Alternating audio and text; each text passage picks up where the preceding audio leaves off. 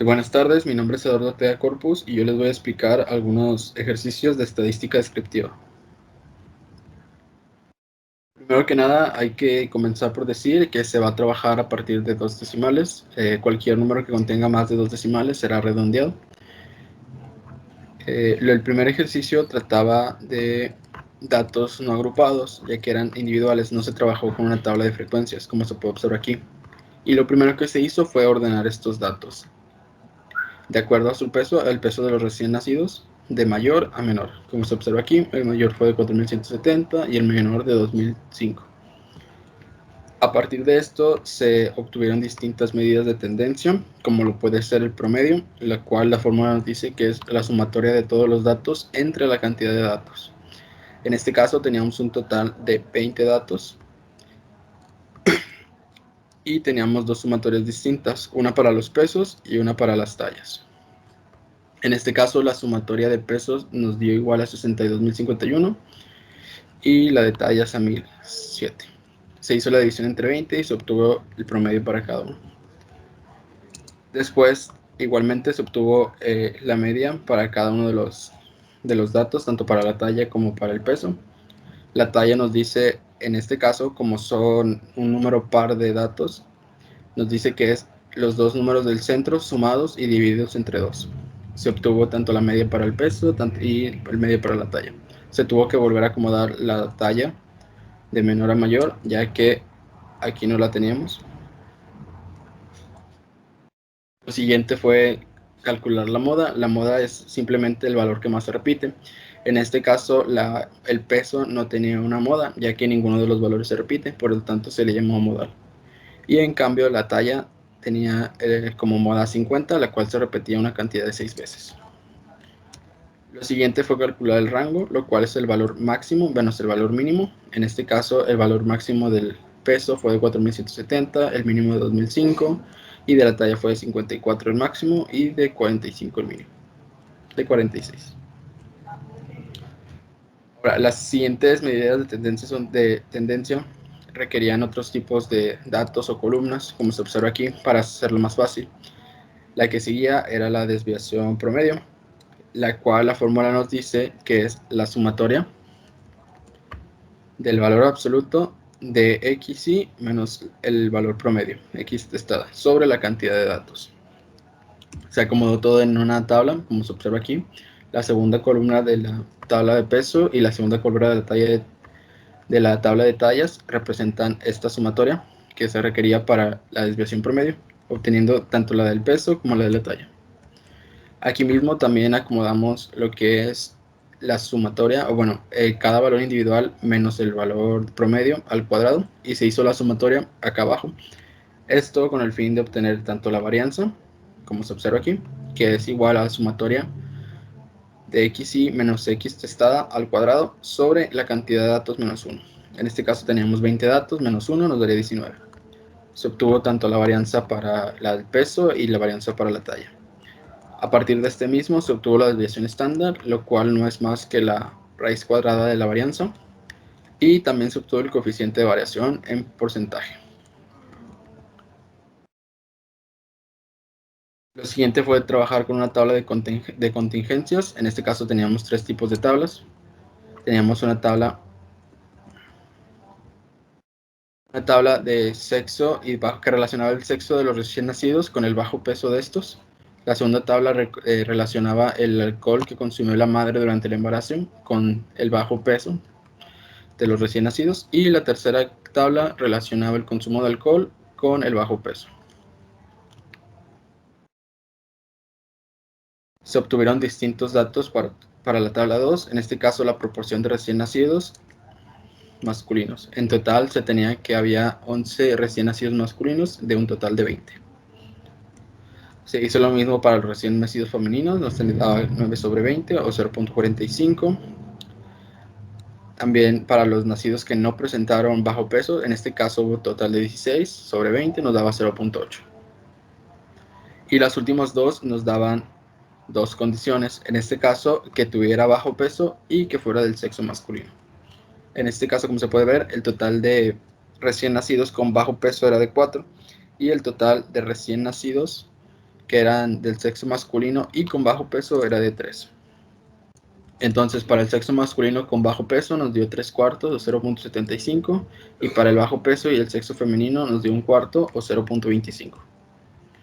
De la tabla 3 se hizo un procedimiento similar, solamente que ahora, como se dijo, se relacionaba al alcohol. En este caso, la primera fue preguntar cuántos de los que consumieron alcohol, cuántos de los recién nacidos, sus madres consumieron alcohol. Nos da que fueron 11 de los 20 o 0.55.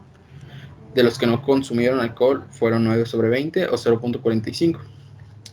Y la siguiente será de condiciones dobles. En este caso teníamos la proporción de recién nacidos que presentaban bajo peso y cuyas madres sí consumieron alcohol. Acá en la tabla, como se puede observar, de los que consumieron alcohol, todos tienen bajo peso. Por lo tanto, la proporción era de 1.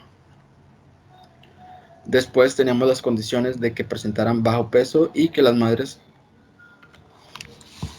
que no presentaran bajo peso y que las madres sí hayan consumido alcohol. En este caso teníamos la proporción de 7 sobre 16. Y también teníamos que no presentaran bajo peso y que no hubieran consumido alcohol. En este caso nos daba 9 sobre 16. Punto 3 nos daba trabajar con una tabla de frecuencias. La tabla de frecuencias es aquella que tiene datos agrupados.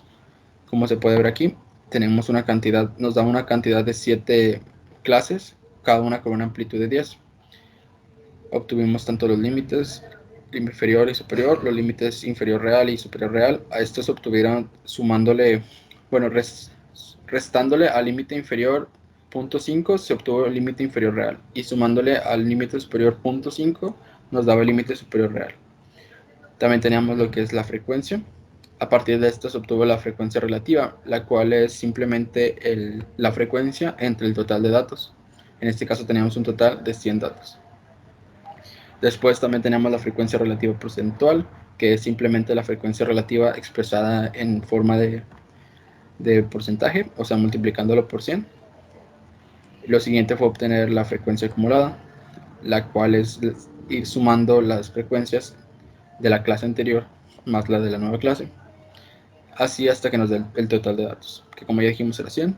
La frecuencia relativa pues es dividir la frecuencia acumulada entre el total de datos y la frecuencia relativa porcentual es la frecuencia relativa expresada en porcentaje. A partir de esto se respondieron distintas preguntas como cuál era el procedimiento para obtener la frecuencia acumulada relativa. En este caso, como ya se dijo, es dividir la frecuencia acumulada entre la cantidad de datos. El número de pacientes que tiene valores de colesterol entre 105 y 110.5, entre 100.5, perdón, en este caso hablamos de la clase 3, que nos decía que había un total de 11. Su frecuencia absoluta era de 11. El porcentaje de pacientes que presentan valores de colesterol entre 120 y 130.5, estamos hablando de la clase 5, y de manera porcentual nos daba un 14%. La frecuencia acumulada relativa en porcentaje de pacientes cuyos valores de colesterol entran 110.5 y 120.5 era la clase 4, que nos decía que un total de 59% era la frecuencia acumulada porcentual.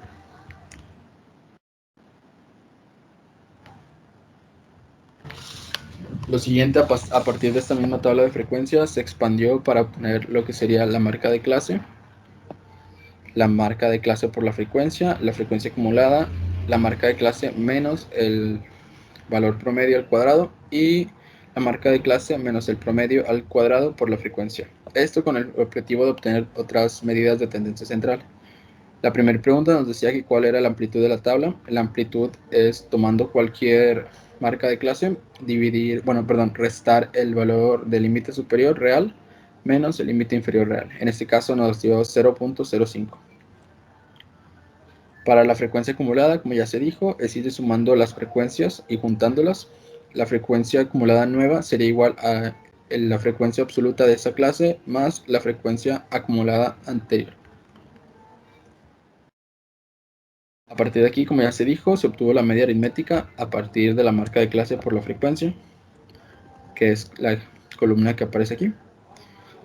La marca de clase se obtiene sumando tanto el límite inferior real como el límite superior real y dividiéndolos entre 2. Después se fue obteniendo la mediana, la moda y los percentiles. Lo siguiente fue obtener la varianza, para la cual requeríamos de esta nueva columna, la cual es la marca de clase menos el promedio por la frecuencia, que sería estas dos columnas de acá. Lo que nos interesaba era la sumatoria, que en este caso nos dio 1.41. A partir de aquí se obtuvo que la varianza era de 0.006. Después la desviación estándar, la cual sería la raíz de esto, y nos daba de que era igual a 0.078. El coeficiente de variación, que es la desviación estándar entre el promedio por 100, que nos dio un coeficiente de 4.82%. Entonces, resumiendo, para el porcentaje, que fue lo primero que nos pidió, se requería únicamente de la marca de clase y de la frecuencia, la columna.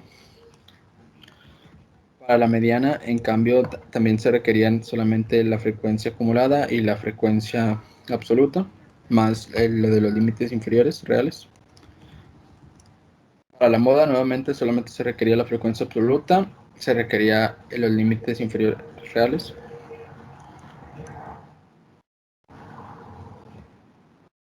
Para los percentiles, se requería la frecuencia acumulada y el límite inferior real, así como la frecuencia absoluta.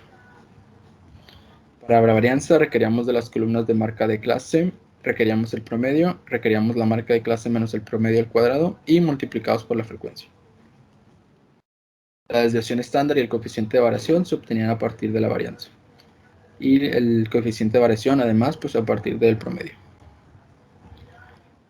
Lo último que se hizo fue acomodar estos datos en forma de gráficas.